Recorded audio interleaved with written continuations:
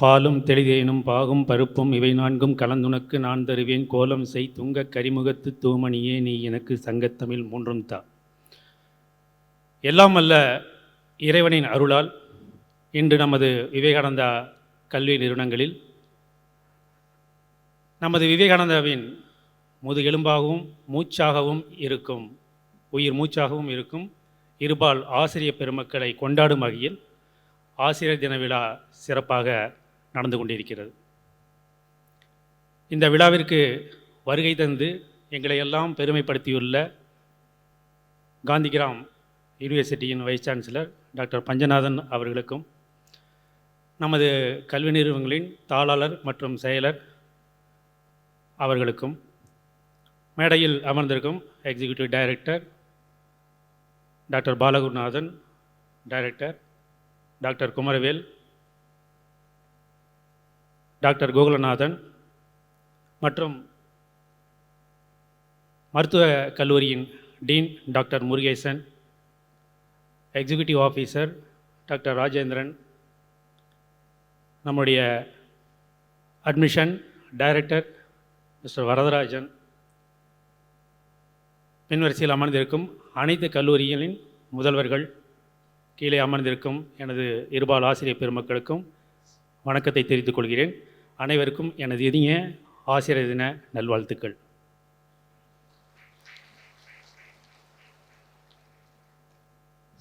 சுதந்திர இந்தியாவின் முதல் துணை குடியரசுத் தலைவராக இருந்து பின்னர் இந்தியாவின் இரண்டாவது குடியரசுத் தலைவராக உயர்வு பெற்று ஒரு ஆசிரியரால் ஒரு நாட்டின் தலைமை பதவி வரைக்கு செல்ல முடியும் என்று முதலில் எடுத்துக்காட்டியவர் பாரத ரத்னா பட்டத்தை பெற்ற சர்வப்பள்ளி டாக்டர் ராதாகிருஷ்ணன் அவர்கள். அவருடைய பிறந்தநாள் தான் செப்டம்பர் 5. நம்ம இந்தியாவில் இந்த செப்டம்பர் 5 தான் நாம் ஆசிரியர் தினமாக எல்லோரும் கொண்டாடிட்டு இருக்கிறோம். உலகத்தில் வெவ்வேறு நாடுகளில் வெவ்வேறு விதமாக ஆசிரியர் தினத்தை கொண்டாடிட்டு இருக்காங்க. செப்டம்பர் 1 எடுத்திங்கன்னா சிங்கப்பூரில் கொண்டாடுவாங்க. செப்டம்பர் 10 எடுத்திங்கன்னா சீனாவில் ஆசிரியர் தினமாக கொண்டாடுவாங்க. யுனெஸ்கோன்னு ஒரு அமைப்பு இருக்குது, அது ஒவ்வொரு டேட்டில் ஒவ்வொருத்தர் ஜனவரி மாதத்தில் ஆரம்பித்து பிப்ரவரி, மார்ச், ஏப்ரல் அவங்களுக்கு பிடிச்ச டேட்டில் கொண்டாடுறாங்க. ஆனால் 1967க்கு அப்புறம் நம்ம இந்தியாவில் அவர் ராதாகிருஷ்ணன் சார் அவருடைய பிறந்தநாளை மாணவர்களும் மற்றவர்களும் கொண்டாடணும்னு விருப்பப்பட்டப்போ என்னுடைய பிறந்தநாளை எனக்கு கல்வி கற்றுத்தந்த ஆசிரியராகவும் நான் பணியில் இருந்த ஒரு ஆசிரியர்களுக்கு மதிப்பு தர வகையில் ஆசிரியர் தினமாக கொண்டாடுங்கன்னு சொன்னனால நம்ம ஒவ்வொரு நாளும் இந்த செப்டம்பர் 5 ஆசிரியர் தினமாக கொண்டாடிட்டுருக்கோம். இது எல்லாம் உங்களுக்கு எல்லாம் தெரிஞ்ச விஷயந்தான். ஆனால் உலகத்தில் ஒரு நாட்டில் ஆசிரியர் தினமே கொண்டாடப்படுறதில்லை. அது எந்த நாடு தெரியுமா உங்களுக்கு? ஜப்பான். ஜப்பானில் ஆசிரியர் தினம் வருஷத்துக்கு ஒரு தடவை ஆசிரியர் தினம் கொண்டாடுறது இல்லை. ஏன்னா அவங்களுக்கு ஒவ்வொரு நாளுமே அவங்க ஆசிரியர் தினமாக தான் கொண்டாடுறாங்க. ஒரு ஆசிரியர் ஜப்பானில் ஒரு வணிக வளாகத்துக்கு போனாங்கன்னா அந்த ஆசிரியருக்கு ஃபஸ்ட்டு ப்ரியாரிட்டி கொடுத்து அவங்களுக்கு இங்கெல்லாம் மிலிட்ரி கேண்டீனில் எப்படி கன்செஷன் ரேட்டில் கொடுக்குறோமோ அந்த மாதிரி அந்த ஆசிரியருக்கு அவங்களுக்கு ஒரு கன்செஷன் ரேட்டில் கொடுக்குற ஒரு மரியாதை அந்த ஜப்பானில் இருக்குது. அதே மாதிரி அவர் ஒரு பேங்க்குக்கு போகிறாருன்னா அவர் லைனில் நிற்க வேண்டியதில்லை. அந்த ஆசிரியர் இந்த அடையாள அட்டை இருந்ததுன்னா எல்லோரும் வழி விட்டு அவர் முன்னாடி போய் நிறுத்திடுவாங்க. அவருக்கு அந்தளவுக்கு ஒரு ஆசிரியர்னால் அந்தளவுக்கு சென்சாய் அப்படின்ட்டு ஒரு வார்த்தையை சொல்லி, சென்சாய்னா எனக்கு முன்னோர் பிறந்தவள், எனக்கு அறிவூட்டுவர் அப்படிங்கிற ஜப்பான் மொழியில் அர்த்தம். அவரை அழைத்து அவ்வளோ தூரம் கௌரவப்படுத்துவாங்க. அதே மாதிரி தான் நம்ம இந்தியாவில் ஒவ்வொரு நாளும் நம்ம ஆசிரியர் பெருமக்களை கொண்டாடணுங்கிறது நம்மளுடைய விருப்பமாக இருக்குது. அதுக்கு அரசாங்கம் தான் முயற்சி பண்ணணும். இந்த டீச்சர் கம்யூனிட்டி அப்படிங்கிறது ஒரு சமுதாயத்தையே மாற்றவல்ல ஒரு பெரும் சக்தியாக இருக்குது. அந்த சக்தியாக திகழ்கிற நீங்கள் உங்களுக்கிட்ட படிக்க வர மாணவர்களுக்கு உங்களுடைய அறிவை கொடுக்குறீங்க, அவங்களுடைய அறிவுக்கண்ணை திறக்கிறீங்க, அவங்களுடைய இருட்டான வாழ்க்கையை வெளிச்சத்தை கொண்டு வரீங்க. இவ்வளவு செய்கிற நீங்கள் எப்படி இருக்கணும், எப்படி ஒரு ஆசிரியராக ஒரு எடுத்துக்காட்டாக மற்றவங்களுக்கு விளங்கணும் அப்படிங்கிற எல்லாமே உங்களுக்கு சொல்ல வேண்டியதில்லை. இன்றைய நாள் இன்றைக்கி உங்களுடைய நாள் அப்படின்னு மட்டும் இல்லாமல் எல்லா நாளும் கல்லூரியில் உங்களுடைய நாளாக இருக்கணும். உங்களுடைய ஒவ்வொரு மாணவனும் உங்களை பாராட்டணும், உங்கள் மேலே அன்பு செலுத்தணும். ஆசிரியங்கிறது வெறும் கிளாஸுக்கு போய் சப்ஜெக்ட் எடுக்கிறது மட்டும் கிடையாது.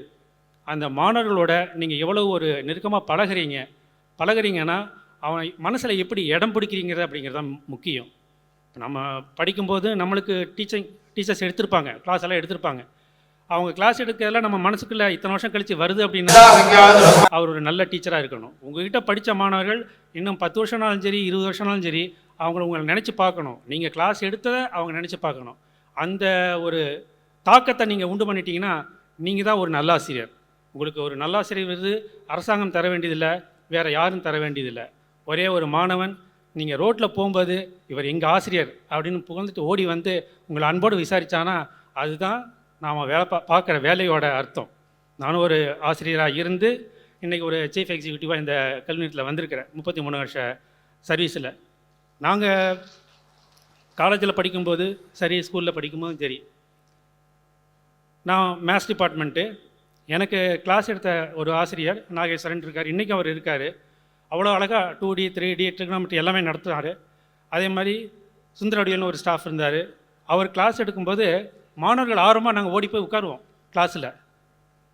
சப்ஜெக்ட்லாம் எப்படி எடுக்கணும் அப்படிங்கிறது அழகாக சொல்லித்தராரு. சந்தேகம் கேட்டால் எந்த விதமான ஒரு தயக்கம்லாம் இது பண்ணி தருவார். நான் ஒரு தடவை கூட ஒரு டவுட்டு கேட்கும்போது ஒரு ஸ்டெப்பு விட்டுட்டேன் கணக்கில். அப்போது எனக்கு பார்த்துட்டு கிளாஸில் நீட்டாக அவர் சொல்கிறாரு, கண்ணுக்கு மை அழகு, கவிதைக்கு பொய் அழகு, கன்னத்தில் குழி அழகு, கார்கூந்தல் பெண்ணழகு, பழகு, கிளாஸுக்கு நீ அழகு, கல்லூரிக்கு நான் அழகு, நம் அனைவருக்கும் பிரின்சிபால் அழகு அப்படின்னு ஒரு பாட்டோடு சொல்லி அந்த கிளாஸ். அதே மாதிரி ஒரு தமிழ் ஸ்டாஃப் இருந்தாங்க. அவங்க வந்து ஒரு கிளாஸ் எடுக்கும்போது உங்களுக்கெல்லாம் தெரியும், இந்த குற்றால குறவஞ்சியில் ஒரு பாட்டு இருக்குது, வானரங்கள் கனி கொடுத்து மந்தியோடு கொஞ்சும், மந்தி சிந்து கனிகளுக்கு வான்கவிகள் கெஞ்சும். இதை வெறும் வசன நிறையில் பேசிட்டு போனால் அவ்வளோதான் மக்களுக்கு, அதாவது மாணவர்களுக்கு வந்து ஈர்ப்பு சக்தியாக இருக்காது. ஆனால் அதையே வந்து வானரங்கள் கனி கொடுத்து மந்தியோடு கொஞ்சும், மந்தி சிந்து கனிகளுக்கு வான்கவிகள் கெஞ்சும், கானவர்கள் வெளியெறிந்து வானவரை அழைப்ப, கவன சித்தர் வந்து வந்து காய சித்தி விளைப்பார், தேனருவி திரையெழும்பி வானின் வழி ஒழுகும், பரிகாலும் தேக்காலும் வானின் வழி ஒழுகும், கூணலிலம் பிழைமுறைத்த வேணி அலங்காரர், குற்றால திரிகூட கவியங்கள் கவியே, மலையங்கள் மலையே அப்படின்னு அந்த பாட்டை வந்து ஒரு ராகத்தோடு சொல்லி கிடைக்கும்போது அந்த மாணவர்களுக்கு போய் விட்டோம். ஒன்றும் இல்லை, ஒரு ஜென்ரல் நாலேஜ் கிளாஸ் எடுக்கிறீங்க, எவரெஸ்ட் சிகரத்தம் அதோட உயரம் எவ்வளவு அப்படின்னு சொன்னால் 8848 அப்படின்னு நம்ம சொன்னால் அது எத்தனை நாள் அவன் மனசில் நிற்கும்? இதே அவனுக்கு சொல்லி தரும்போது 8 8 4 8 போனீங்கன்னா உனக்கு இமயமலையோட எவரெஸ்ட் சிகரத்தை அடைஞ்சிடலாம். 8 8 4 8 8848 மீட்டர். அவன் வாழ்நாள் ஃபுல்லாக மறக்கவே மாட்டான். நான் பிஎட் படிக்கும்போது எனக்கு ஒரு பிரின்ஸிபால் இருந்தார், சூரியமூர்த்திட்டு, திருப்பூரில் இருக்கார். இப்போ பெங்களூரில் ரிட்டையர்ட் லைஃப் அவர் ஜாலியாக இருக்கார். அவர் கிளாஸுக்கு வந்தார்னா யாருமே கிளாஸை மிஸ் பண்ண மாட்டாங்க. அவர் ஒரு இங்கிலீஷ் ப்ரொஃபஸர், அவ்வளோ அழகாக கிளாஸ் எடுப்பார். 2 அப்படிங்கிறதுக்கு அப்புறம் ப்ரெசன்டென்ஸ் தாண்டா வரணும் அப்படின்னு அவர் சொன்னது அப்போ 33 வருஷத்துக்கு முன்னாடி. அதுக்கு முன்னாடி எங்களுக்கு இசுவாஸ் எதுவுமே அவ்வளோவா தெரியாது. ஈவன் பிஎஸ்சி படிச்சிருக்கோம், எம்எஸ்சி படிச்சிருக்கிறோம், பட் லாங்குவேஜில் போகிறதா இருப்போம். அந்த பிஎட்டில் 1 இயர் அவரோட இங்கிலீஷ் வகுப்பு அட்டன் பண்ணோம். அதுக்கப்புறம் தான் எங்களுக்கு ஒரு இங்கிலீஷ்னால் இப்படி ஒரு கிராமட்டிக்கலாக இப்படி பண்ணணும் எழுதணும் அப்படிங்கிறதே எங்களுக்கு தெரிய வந்தது. அவரும் பாடம் நடத்தும்போது அப்படி தான் ஒரு இசையோடு தான் நடத்துவார். ஒரு போராட்ட வீரர்களோட வாழ்க்கையெல்லாம் விவரிக்கும் போது அவர் சொன்னது, we shall overcome, we shall overcome, we shall overcome someday, oh deep in my heart I do believe we shall overcome someday. இது எப்போது 1992 எனக்கு நடத்துனது. இன்றைக்கி நான் ஸ்டேஜுக்கு வரும்போது எனக்கு இந்த பாடல் ஞாபகம் இருக்குன்னா அதுக்கு காரணம் அந்த பிரின்சிபால், அந்த ஆசிரியர். இந்த மாதிரி ஒரு பழனிசாமின்னு ஒரு எனக்கு தமிழ் வாத்தியார் ஒருத்தர், நம்முடைய முன்னாள் எஸ்பி அருளரசோட அப்பா. அவர் இப்போ இல்லை, ஹீஸ் நோ மோர். அவர் எனக்கு தமிழ் ஆசிரியர். கிளாஸ்க்குள்ளே வந்ததுலேருந்து ஒரு நிமிஷத்துக்கு ஒரு ஜோக், ஒரு நோட் புக்கை வச்சுட்டு நாங்கள் அவர் பாடம் நடத்த கவனிப்போம். ஒவ்வொரு கோடாக போட்டே வருவோம். ஒரு கிளாஸ் அவர் முடித்தார்னா 40 ஜோக் 50 ஜோக் அடிச்சிருப்பார். எந்த பசங்களும் அதில் ஆப்சண்ட் ஆக மாட்டாங்க. அவரை அட்டென்ஷன் எங்கேயுமே போகாது. எதுக்காக இதை சொல்லுவாருன்னா, இன்றைக்கி டீச்சிங்கிறது அது ஒரு ப்ரொஃபஷனாக இருந்தாலும் அதையும் மீறி சில விஷயங்கள் நமக்கு இருக்குது. ஒரு ஆசிரியருக்கு அந்த காலத்தில் இருந்தால் ஆசிரியர் பணி பார்த்தா மட்டும் போதும். ஆனால் இன்றைக்கி ஆசிரியருக்கு அப்படி இல்லை. அட்மிஷனை பார்க்கணும், ஸ்டூடெண்ட்ஸ் ஃபீஸ் கட்டிட்டாங்களான்னு பார்க்கணும், நேக் அட்டன் பண்ணணும், என்பிஏ ஒர்க் அட்டன் பண்ணணும், இன்னும் எத்தனையோ பேப்பர் ஒர்க்கு அது இதுன்னு நிறைய ஒர்க் இருக்குது. இதுக்கு நடுவில் குடும்ப பிரச்சனைகள் வேறு. இத்தனையும் தாண்டி நாம் சர்வைவ் பண்ணுறதே ஒரு பெரிய விஷயந்தான். ஆனால் அதையும் மீறி ஒரு ஆசிரியர் ஒரு மாணவனுக்கோ மாணவிக்கோ பாடம் நடத்தும் போது அந்த மாணவியை மட்டும்தான் நம்ம மனசில் வச்சுக்க முடியும், மற்ற விஷயங்கள் எதையும் நம்ம மனசில் வச்சுக்கக்கூடாது. இன்றைக்கி இருக்கிற பெற்றோர்களாகட்டும், இன்றைக்கி இருக்கிற ஸ்டூடெண்ட் ஆகட்டும், எனக்கு தெரிஞ்சு ஒரு போன வாரம் குமரவேல் சார் ரூமில் தான் நானும் சேர்மன் சாரில் இருக்கும்போது ஒரு பேரண்ட் வராரு, அப்பா அம்மா. அந்த அப்பா வந்து வேலை கேட்டு நம்மகிட்ட வந்திருக்காரு. ஆனால் ஆல்ரெடி அவர் மெட்ராஸில் ஒரு மருந்து கம்பெனியில் கிட்டத்தட்ட 15-16 வருஷமாக மெடிக்கல் எக்ஸிக்யூட்டிவாக இருக்கார். 40,000-45,000 சேலரி வாங்கிட்டு இருக்கார். மெட்ராஸில் சொந்த வீடு இருக்குது. அவர் பொண்ணை வந்து நம்ம ஆர்ட்ஸ் காலேஜில் சேர்த்துருக்காரு. அந்த பொண்ணு இப்போ செகண்ட் இயர் படிச்சுட்டு இருக்குது, அதனால் பிரச்சனை இல்லை. ஆனால் ரெண்டாவது பொண்ணை மெட்ராஸில் ஸ்கூலில் படித்தா அது நல்லா இருக்காது அப்படின்னு சொல்லி ஃபஸ்ட்டு பொண்ணு கொடுத்த ஒரு இன்ஸ்ட்ரக்ஷனில், அப்பா இங்கே விவேகானந்தா காலேஜ் இருக்குது, அவ்வளோ ஒரு டிசிப்ளின்டாக கல்ச்சராக நடத்திட்டு இருக்காங்க, அந்த காலேஜில் ஒரு ஸ்கூல் இருக்குது, அந்த ஸ்கூலில் வந்து நம்ம தங்கச்சியை சேர்த்துக்குப்பான்னு சொல்லி 7வது வந்து அந்த பிள்ளையை வந்து இங்கே நம்ம ஸ்கூலில் சேர்த்திருக்காங்க. ஆனால் அந்த பொண்ணு வந்து ஹாஸ்டலில் இருக்க மாட்டேன்னு சொல்லிருச்சு. அதுக்காக தன்னுடைய வேலையை ரிசைன் பண்ணிவிட்டு சொந்த வீட்டை வந்து வாடகைக்கு விட்டுட்டு அங்கேருந்து இங்கே குடிபெயர்ந்து இங்கே வந்து நம்மகிட்ட வேலை கிட்ட வந்திருக்காரு. சார் நாங்கள் உங்களுக்கு அவ்வளோ சேலரி தர முடியாத, ஒரு 20,000-25,000 தரோம்னா பரவாயில்ல சார், எனக்கு சம்பளத்தை விட வேலையை விட என்னுடைய பொண்ணோட படிப்பு முக்கியம் அப்படின்னு நினச்ச பேரண்ட். அந்த மாதிரி பேரண்ட்டுகள் எத்தனையோ பேர் இருக்காங்க. அவங்களுடைய எதிர்பார்ப்பை, அவங்களுடைய கனவை நம்ம வந்து வீணாக்கிக்க கூடாது. கர்ம வீரர் காமராஜர் நம்ம எல்லாம் சொல்கிறோம், கல்விக்கண் திறந்த காமராஜர் அப்படின்னு சொல்கிறோம். படிக்காத மேதை தான். ஆனால் அவர் வந்து அந்த ஒரு தடவை ஊர் வழியாக போயிட்டு இருக்கும்போது ஒரு ஆடு மேய்ச்சிட்டு இருந்த பையனை பார்த்து, ஏன்டா ஆடு மேய்க்கிற, ஸ்கூலுக்கு போலியான்னு கேட்கும்போது, நான் ஸ்கூலுக்கு போயிட்டா எனக்கு யார் சோறு போடுவா அப்படின்னு கேட்டனால ஆரம்பித்தது தான் மதிய உணவு திட்டம்ங்கிறது. அந்த நீங்கள் சாப்பாடு போட்டால் வந்துடுறியாடா ஸ்கூலுக்கு, வந்துடுங்க ஐயா அப்படின்னு சொன்னதுக்காக மதிய உணவு திட்டத்தையே கொண்டு வந்து இன்றைக்கி அது உலகம் பூரா ஃபேமஸ் ஆகிட்டு இருக்குது. நம்ம தமிழ்நாடே வந்து இன்றைக்கி கல்வியில் ஒரு பங்கு மேலே இருக்குது. அதுக்கு இத்தனை வருஷம் ஆகிருக்குது. அது எல்லாமே எதுக்காகனா, கல்வி எவ்வளோ முக்கியம் அப்படிங்கிறது எல்லாத்துக்கும் தெரியும், உங்களுக்கும் தெரியும். அதே காமராஜர் ஒரு மீட்டிங்கில், இந்த மாதிரி டீச்சர்ஸ் மீட்டிங்கில் சொல்லும்போது, ஐயா உங்களெல்லாம் நம்பி தான் ஐயா இந்த ஏழை பிள்ளைங்களை வந்து வகுப்பறைக்கு அனுப்பியிருக்கிறேன், தயவு செஞ்சு அவங்கள ஏமாற்றிடாதீங்க அப்படின்னு கெஞ்சி கேட்டுக்கிட்டாராம். அதனால் நான் உங்ககிட்ட ரெக்வஸ்ட் பண்ணி கேட்டுக்கிறதெல்லாம், நமக்கு 1000 பிரச்சனைகள் இருந்தாலும் சரி, என்ன இருந்தாலும் சரி, ஒரு கிளாஸுக்குன்னு போயிட்டோன்னா அத்தனையும் தள்ளி வச்சுட்டு அத்தனையும் மறந்துட்டு அந்த ஒரு ஆசிரியர் அப்படிங்கிற நோக்கத்தோடு தான் உள்ளே போகணும். போகும்போது ஒரு ப்ரிப்பரேஷனோடு போங்க. அவங்களுக்கு வந்து கேட்குற டவுட்ஸை கிளியர் பண்ணி கொடுங்க, அவங்களுக்கு புரியும்படி நடத்துங்க, அன்பாக நடத்துங்க, பார்ஷியாலிட்டி பார்க்காதீங்க. இதுதான் ஒரு வேண்டுகோள்.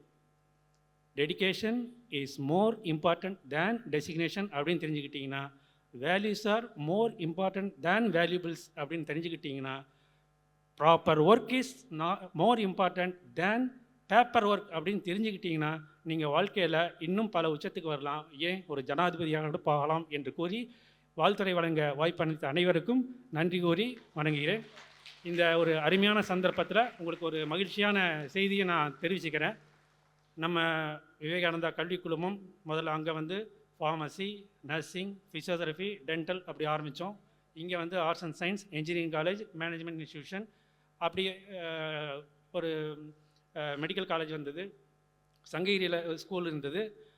அதுக்கப்புறம் சங்ககிரியில் பார்த்தீங்கன்னா அங்கே ஒரு நேச்சுரோபதி மெடிக்கல் காலேஜ், அங்கே ஒரு nursing college, pharmacy college, and then BEd college, இங்கேயும் பிஎட் காலேஜ், அங்கே ஒரு ஆர்ட்ஸ் அண்ட் சயின்ஸ் காலேஜ் எல்லாம் இருந்தது.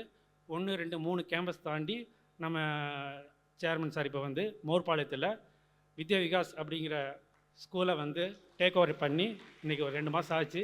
அதோட டெவலப்மெண்ட்டுக்காக தான் சார் 24 ஹவர்ஸ் அங்கே இருக்கார். அந்த ஸ்கூலிலிருந்து முதன்முறையாக இந்த கேம்பஸுக்கு அந்த ஸ்டாஃப்ஸ் எல்லாம் வந்திருக்காங்க.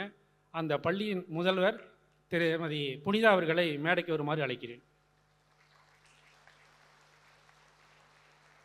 சில பர்சனல் ரீசன்ஸ்னால ஸ்கூல் பிரின்சிபால் இன்றைக்கி வரல. அதே மாதிரி நம்ம நேச்சுரோபதி அண்ட் யோகா மெடிக்கல் காலேஜோட பிரின்சிபால் டாக்டர் ரஞ்சேஷ் மோகன் அவர் ஓணம் படிக்கைக்காக ஊருக்கு போயிருக்காரு. மற்றபடி எல்லோரும் வந்து இந்த விழாவுக்கு சிறப்பாக இருக்காங்க. அத்தனை பேர் வந்து ஸ்டேஜில் உட்காந்துருக்கிறது உங்களுக்காகத்தான். சீஃப் கெஸ்ட்டை பேசும்போது நாங்கள் எல்லாமே கீழே வந்து அவருடைய பேச ரசிக்கணும்.